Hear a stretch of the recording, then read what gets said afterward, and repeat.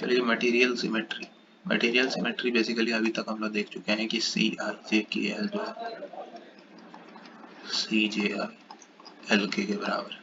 इससे हम लोग देखे थे पहले कि 81 कांस्टेंट था, वो घट करके 36 आ गया, 36 से 21 आ गया। ठीक है, इंडिपेंडेंट इलास्टिक कांस्टेंट्स, प्रिजर्वेशन और कंजर्वेशन ऑफ एनर्जी से। ठीक है, हम लोग जो है डिराइव कर चुके हैं इस चीज को। ठीक है, अब देखो मटेरियल भी एक बहुत बड़ा रोल प्ले करता है इलास्टिक कांस्टेंट के रिडक्शन। जो अपना इलास्टिक टेंसर है उसमें बहुत सारे जो टर्म्स है वो जीरो हो जाएंगे अगर हम सिमेट्रिसिटी का कंडीशन इम्पोज कर दे तो। समझो इस चीज को समझो, सबसे बेकार मटेरियल है अनाइसोट्रोपिक, जिसके पास कोई सिमेट्रिसिटी ही नहीं है। अगर सिमेट्रिसिटी ही नहीं है तो 21 का 21 इंडिपेंडेंट इलास्टिक कांस्टेंट यहाँ रहेगा ही। बैकग्राउंड नॉइज में मत ध्यान देना, यहाँ कोई रिडक्शन नहीं आएगा। ठीक है, मोनोक्लिनिक मटेरियल में वन प्लेन ऑफ सिमेट्री होता है, एक प्लेन ऑफ सिमेट्री होता है, तो कुछ टर्म जीरो बनेंगे इलास्टिक टेंसर का। ठीक है, मैट्रिक्स मैट्रिक्स 36 सॉरी, जो मैट्रिक्स था हमारा इलास्टिक टेंसर जो था उसमें 21 इंडिपेंडेंट इलास्टिक कांस्टेंट में से 8 जीरो बन जाएगा। ठीक है, तो 13 due to one plane of symmetry. Orthotropic में 3 प्लेन ऑफ सिमेट्री होता है, इसका सबसे बेहतरीन एग्जांपल है वुड, लकड़ी। ठीक है, इसका एग्जांपल तो मतलब नेट से देख लेना भाई। ऑर्थोट्रोपिक का बहुत पॉपुलर एग्जांपल वुड है। ठीक है, आइसोट्रोपिक के लिए ग्लास व्लास है। ठीक है, जैसे जैसे हम लोग धीरे धीरे नीचे की ओर जा रहे हैं मेरा सिमेट्रिसिटी बढ़ता जा रहा है, और आइसोट्रोपिक मटेरियल तो अपने पास सिमेट्रिसिटी चारों ओर बिखेर रहा है। ये आइसोट्रोपिक मटेरियल का कहना है कि तुम मेरे से इधर तरफ भी चले जाओ तो भी सिमेट्रिसिटी, इधर भी चले जाओ तो भी सिमेट्रिसिटी, मतलब properties will uniform in all the directions such thing. और यहाँ से हम लोग बहुत कहाँ सोचो, कहाँ हमारे पास 21 था, रिड्यूस करके हम लोग 2 कर लिया है। ठीक है, तो आइसोट्रोपिक मटेरियल का ये खासियत है कि इसके पास बहुत ज़्यादा मतलब इतना सिमेट्री है कि हम इसको यूज कर लिए, इसके सिमेट्रिसिटी का फायदा उठा लिए, और जो है number of independent elastic constant जो है उसको 21 से 2 कर दिए। ठीक है, तो यहाँ तक समझ में आया होगा। ठीक है,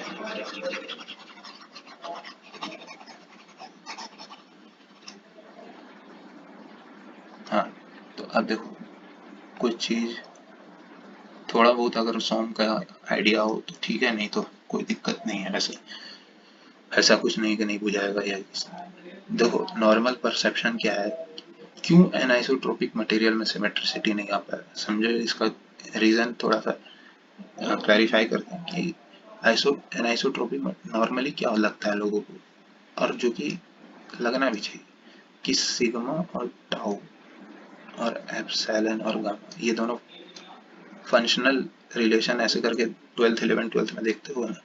sigma is mapping to epsilon and shear stress is mapping to gamma, ऐसा लगता है। ये चीज किसके लिए वैलिड है, ये चीज एनाइसोट्रोपिक के लिए वैलिड नहीं है। एनाइसोट्रोपिक मटेरियल एप्सिलॉन के साथ भी बंधा हुआ है और गामा के साथ, मतलब थोड़ा शॉकिंग लगेगा सुन करके ही, इस हम नॉर्मल स्ट्रेस दे रहा है पर मेरा शियर स्ट्रेन भी मिल रहा है मेरे को। थोड़ा ये अजीब टाइप का लग रहा होगा, पर एनाइसोट्रोपिक मटेरियल है भाई। इस वजह से वहां पर क्या होता है कि देखो सिग्मा एक्स के टर्म में गामा एक्स वाई भी आ चुका है, गामा वाई जेड भी आया हुआ है, गामा जेड एक्स, मतलब ये टर्म को होना चाहिए था जीरो जीरो जीरो, क्योंकि अल्टीमेटली भाई हम नॉर्मल स्ट्रेस दे रहे हैं और तुम्हारा शेयर क्यों आ रहा है, शेयर स्ट्रेन क्यों प्रोड्यूस हो रहा है, पर एनाइसोट्रोपिक मटेरियल में ये भी जीरो नहीं हो पाया। इस वजह से इसके पास सबसे ज्यादा इलास्टिक कांस्टेंट्स है, 21 इलास्टिक कांस्टेंट्स है। ठीक है, not even a single term of sigma x. Sigma x का जो जनरल फॉर्म है, ठीक है, उसमें शियर स्ट्रेन को जीरो हो जाना चाहिए था, जो हमारा नॉर्मल लॉजिक यही कहता है कि भाई नॉर्मल स्ट्रेस से शियर स्ट्रेन कहाँ से आ पाएगा। ठीक है, अरे यार एक बार को तुम खींचो तो इसमें कहाँ से शियर स्ट्रेन पैदा होगा, शियर स्ट्रेन तो ऐसे ट्रांसवर्स फोर्स लगाने पे होता है ना, शियर स्ट्रेस जब देंगे तभी तो शियर स्ट्रेन आएगा। ठीक है, तो आइडियली इन तीनों को हो जाना चाहिए था जीरो, पर एनाइसोट्रोपिक मटेरियल यहाँ पे बेहुदा बदतमीजी कर दिया, जिस वजह से यहाँ पर कोई टर्म जीरो नहीं हुआ, सबसे ज्यादा इलास्टिक कांस्टेंट अपने पास रखे हुए। अब देखो जैसे जैसे हम आगे बढ़े, ये टर्म इसका कोई ऐसा जरूरत है नहीं, ठीक है, इसको हटा देते हैं, तो फालतू का कंफ्यूजन क्रिएट करेगा, जब लास्ट में पढ़ना ही है इन सब चीज को तो हटा देते हैं, ठीक है। ये सब हम लोग पढ़ेंगे बाद में, ठीक है, आइसोट्रोपिक का केस फालतू का अभी नहीं, बाद में जब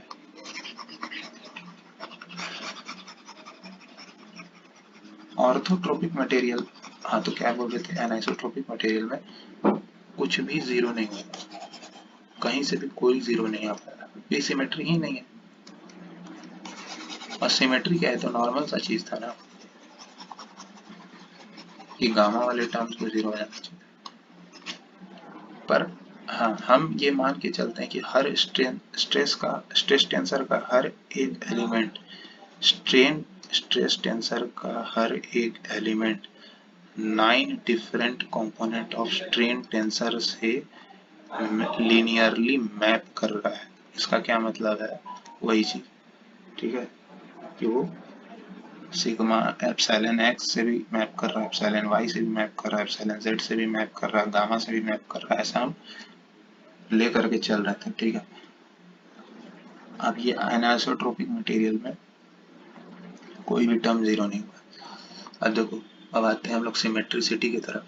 पहला सिमेट्रिसिटी हम लोग देखेंगे मोनोक्लिनिक, ठीक है, ये भी फालतू, इसको हटा दो, कंफ्यूजन क्रिएट होगा फालतू।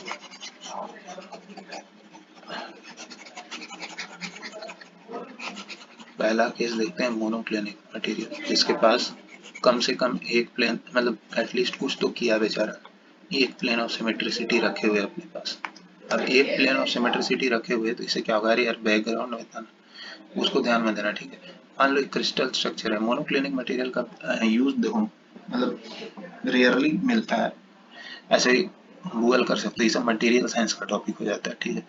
मोनोक्लिनिक मटेरियल का एक यूनिट सेल हमने बना रखा है, ठीक है, क्रिस्टल है उसका एक यूनिट सेल है, ये जो है ये है प्लेन ऑफ सिमेट्री, मतलब इस प्लेन ऑफ सिमेट्री के अबाउट अगर हम इसको 180 डिग्री भी घुमा दें तो भी, अगर इस अगर हम इस मटेरियल को 180 डिग्री घुमा दें, ठीक है, इस प्लेन ऑफ सिमेट्रिसिटी के बाद, तो तुमको पता ही नहीं पड़ेगा कि ये, अगर यहाँ पे ये रखा हुआ है ये मटेरियल और इसको 180 डिग्री टर्न करके रख दी, ठीक है, तो दोनों सेम लगेंगे, ठीक है, तुम you can't distinguish between them कि कौन सा रोटेटेड है कौन सा विदाउट रोटेटेड है, ठीक है। इफ यू रोटेट दो, ये है ट्राई क्लिनिक सिस्टम में a not equal to b, triclinic system में एक प्लेन ऑफ सिमेट्री होता है, मतलब मोनोक्लिनिक सिमेट्री, मोनोक्लिनिक मटेरियल में मोनोक्लिनिक सिमेट्री होता है, ठीक है। ट्राई क्लिनिक सिस्टम में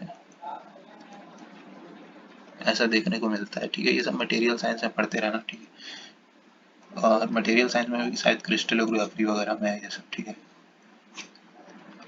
a not equal to b not equal to c alpha, तो इसको अगर आप 180 डिग्री घुमाओ तो आपको पता नहीं पड़ेगा रोटेटेड पार्ट में और एक्चुअल पार्ट में क्या अंतर है, ठीक है।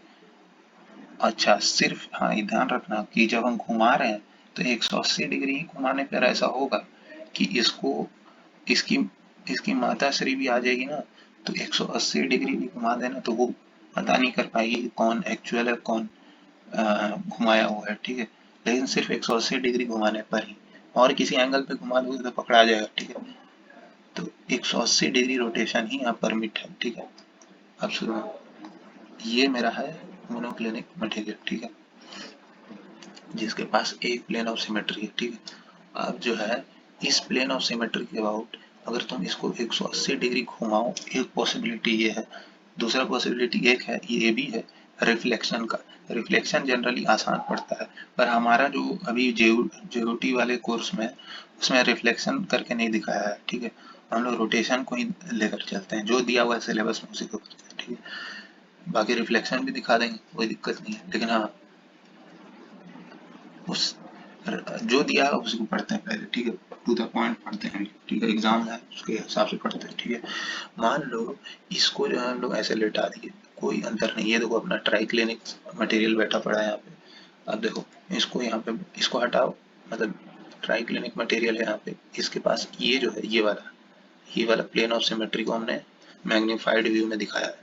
अब इसको जरा लेटा दो, ठीक है, बस इसी को थोड़ा सा आसान दिखाने के लिए लेटा दिया गया है, ठीक है। अब ये जो है इसको हिंज कर दिया, मतलब कि यहाँ पे हमने काटी बांध दी, ठीक है। अब काटी बांध दिया और जेड के अबाउट क्या करो, 180 डिग्री घुमा दो, ठीक है। तो जैसे ये जो x है ये इधर आ जाएगा, ये जो y है ये इधर चला जाएगा, ठीक है।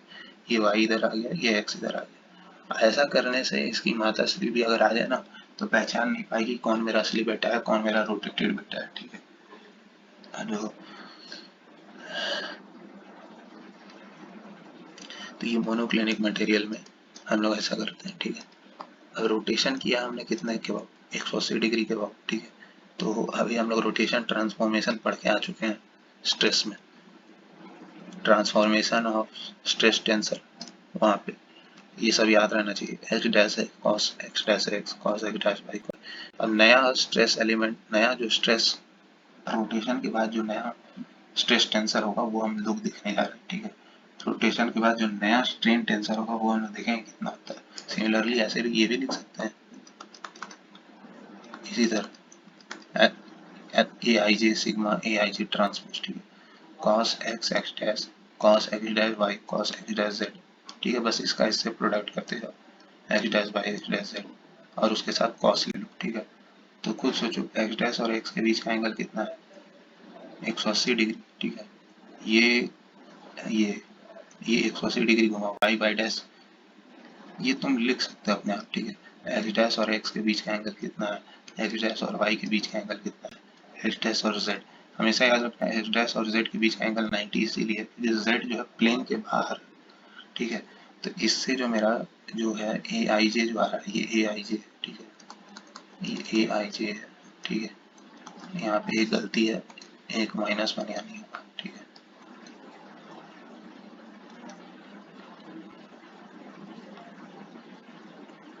अब देखो ये ए आई जे है, ये ए आई जे का ट्रांसपोज है, हाँ यहाँ सही लिखे हैं, यहाँ गलत, ठीक है। ये ए आई जे का ट्रांसपोज है, बीच में हमारा स्ट्रेस टेंसर है, ठीक है। तो सिग्मा डैश हमने वो इसमें मल्टीप्लाई कर दिया, ठीक है।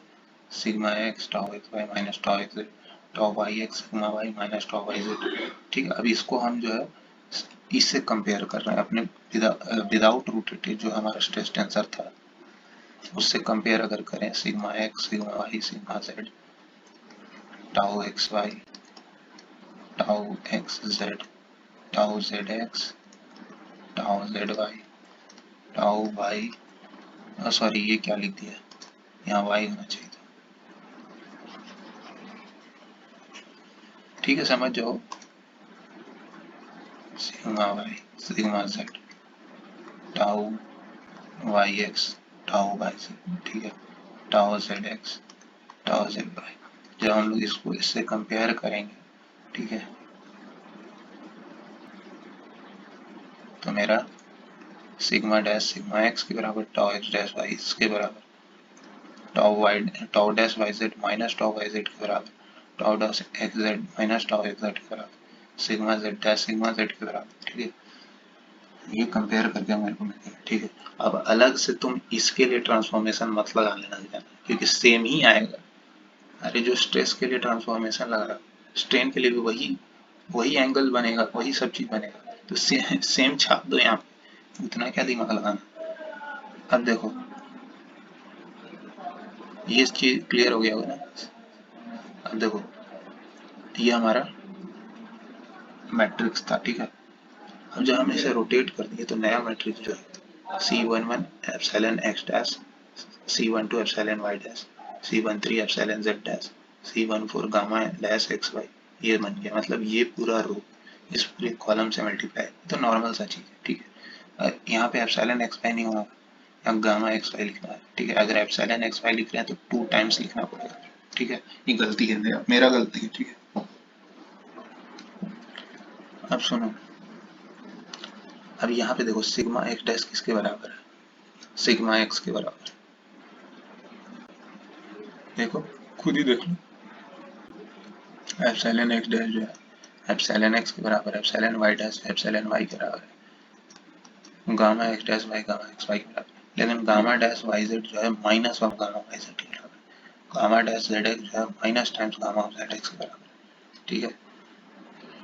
तो इसका मतलब, और देखो हमारा नॉर्मल सिग्मा एक्स क्या रहता है, ठीक है, सी वन है, ये कहाँ से आया, ये वाला, ये तो नॉर्मल है अपना, sigma x is equals to this row into this column, जब रोटेशन नहीं की, कुछ नहीं किए, तो ये हमारा normal sigma x is equals to C one one epsilon x ये होता है, ठीक है। और रोटेशन करने के बाद मेरा ये आया जिसमें ये टर्म जो है माइनस के साथ रिप्लेस हो गया। अब दोनों इक्वेशन है तो सेम सिग्मा एक्स ही है, तो दोनों को कंपेयर करने पे देखो C15 और C16 ये जीरो हो जाएगा, ठीक है। मतलब ठीक है, इतना मेरे को समझ में आ गया कि सिग्मा एक्स का एप्सिलॉन वाई जेड और एप्सिलॉन जेड एक्स से कोई वास्ता नहीं है, ठीक है। हाँ, gamma x, sorry, gamma actually मेरे को गामा लिखना चाहिए था, इन दोनों से कोई रिलेशनशिप नहीं है। हाँ, एक के साथ अभी भी ये रखा है, ये थोड़ा सा अजीब लगता है कि सिग्मा गामा के साथ, चलो एनाइसोट्रोपिक से तो बेटर है, वो तो तीनों के साथ रख रहा था, ठीक है। देखो बैकग्राउंड में, अच्छा ठीक है छोड़, फिर उसी तरह सिग्मा वाई डैश के लिए भी लिखो, ठीक है।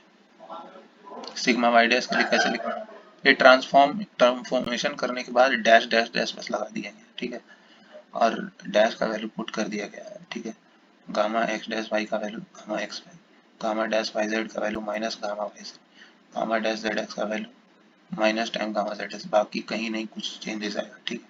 और इसको कंपेयर कर दिए विदाउट ट्रांसफॉर्मेशन, जब बिना ट्रांसफॉर्मेशन किए बिना हमारा जो सिग्मा वाई का वैल्यू आ रहा था, ठीक है। अब है तो दोनों same, sigma y dash sigma y के बराबर है, और ये था बिना ट्रांसफॉर्मेशन, दोनों को इक्वेट कर देंगे, ये टर्म और ये टर्म कैंसिल आउट हो जाए, माइनस कर दो, ठीक है, या इक्वेट ही कर दो, ठीक है, दोनों तो आइडेंटिकल है, ठीक है। तो यहाँ से C250 C260, चलो एक खुशखबरी और मिल गई, C25 और C26 ये भी जीरो है, मतलब सिग्मा वाई का इन दोनों से कोई रिलेशनशिप नहीं है। चलो फिर भी अभी गामा एक्स वाई के साथ ये भी बनाए हुए हैं ऐसा ही, चलो कम से कम ऑर्थोट्रोपिक है, एनाइसोट्रोपिक से तो सही है।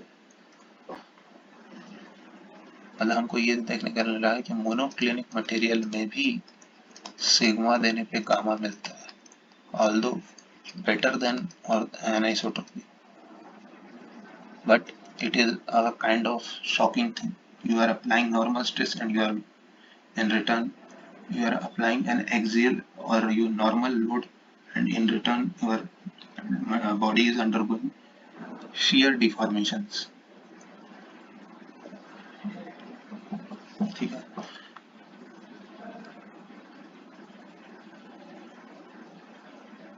तो ये मटेरियल का बिहेवियर है, वैसा कर हम लोग इसमें कुछ कर भी नहीं सकते, ठीक है। उसी तरह सिग्मा जेड डैश के लिए करो, ठीक है, और जो वैल्यू है वो सब्सटीट्यूट कर देंगे, ठीक है। गामा डैश वाई जेड का वैल्यू ये -35 माइनस, ठीक है। फिर दोनों को कंपेयर करेंगे तो C35 और C360 आ जाएगा। चलो एक खुशखबरी और मिल गया, ठीक है, कि फिर से वही चीज, एक गामा के साथ तो हमेशा जुड़ा रहेगा, ठीक है। C35 और C36 यानी एप्सिलॉन वाई जेड, मतलब जो सिग्मा जेड है वो एप्सिलॉन वाई जेड और एप्सिलॉन जेड एक्स से इसको कोई रिलेशनशिप नहीं रख रहा है, ठीक है। पर हाँ, एक्स वाई के साथ रख रहा है, सब कोई रखा है, ठीक है, एक्स वाई के साथ, ठीक है। एटलीस्ट एनाइसोट्रोपिक से तो अच्छा है, एनाइसोट्रोपिक तो सबके साथ रखता है यार, गामा एक्स वाई के साथ। इसको एक काम करो यार, इसको मिटा करके गामा ही लिख दो, नहीं तो बहुत बड़ा कंफ्यूजन हो जाएगा, ठीक है। गामा एक्स वाई, मतलब मैं अपने आप को ही बोल कि गामा एक्स वाई लिख दो, गामा वाई जेड लिख दो, गामा जेड एक्स लिख दो, your battery is running low, 1 minute.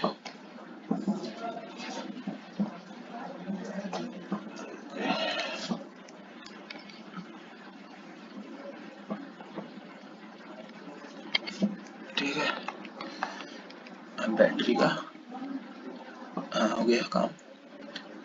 हाँ, सिग्मा जेड भी एक के साथ रखे हुए, ठीक है, gamma z gamma x y के साथ, ठीक है। फिर उसी तरह तुम टाउ एक्स डैश वाई, अब नॉर्मल परसेप्शन ये है कि टाउ एक्स डैश वाई लगाने पे गामा एक्स डैश वाई आना चाहिए, मतलब नॉर्मली यही लगता है लोगों को कि shear stress shear strain, normal stress normal strain, पर यहाँ अलग चल रहा है, मटेरियल का सिमेट्रिसिटी पे भी बहुत बड़ा असर है, ठीक है। ठीक है, ऑर्थोट्रोपिक तो बड़ा खत्म है, ऑर्थोट्रोपिक बोल रहे हैं, एनाइसोट्रोपिक वो तो सारे के सारे शियर स्ट्रेन के साथ जुड़ा हुआ है, ठीक है। इवन हाँ, तो टाउ एक्स डैश वाई भी लगा, टाउ एक्स डैश वाई लगाने पे एक शॉकिंग चीज ये है कि ये नॉर्मल के साथ कैसे जुड़ा हुआ है, ये चीज हमको डाइजेस्ट नहीं हो रहा है। इसमें से कोई जीरो होना चाहिए भाई, कि नॉर्मल लोड, हम शियर लोड लगा रहे हैं, ऐसा लोडिंग लगा रहे हैं, ठीक है, और मेरा मटेरियल जो है वो नॉर्मल स्ट्रेस नॉर्मल स्ट्रेन हो रहा है उसमें, ठीक है। थोड़ा डाइजेस्टेबल नहीं है ये सब चीज, लेकिन मटेरियल का बिहेवियर ऐसा है कि इस तरह का काम हो रहा है, ठीक है। Epsilon x dash epsilon x के बराबर है, जो जो जिसके बराबर है वो रख दो, ठीक है, और इसको नॉर्मल जो हमारा इक्वेशन था उसे कंपेयर कर डालो, ठीक है, तो जो जीरो होना था वो जीरो हो गया, ये दोनों C45 C46।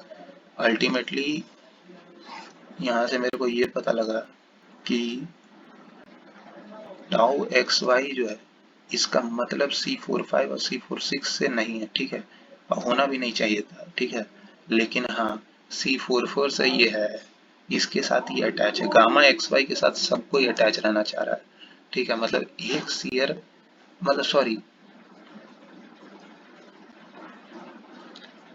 एक मिनट, यहाँ पे एक्चुअली में रहना चाहिए था इसको इसके साथ अटैच, पर ये जो तीन है ये इन तीनों के साथ भी अटैच है, ठीक है, मतलब ये नहीं होना चाहिए था, ठीक है, हमारे हिसाब से, कि शियर दे रहे हैं और नॉर्मल स्ट्रेन आ रहा है ऐसा, तो ये जीरो होना चाहिए था, ठीक है, कोई तो मटेरियल का सिमेट्रिसिटी है, ठीक है, उसके ऊपर डिपेंडेंसी है, ठीक है, ये टर्म जीरो हो गया।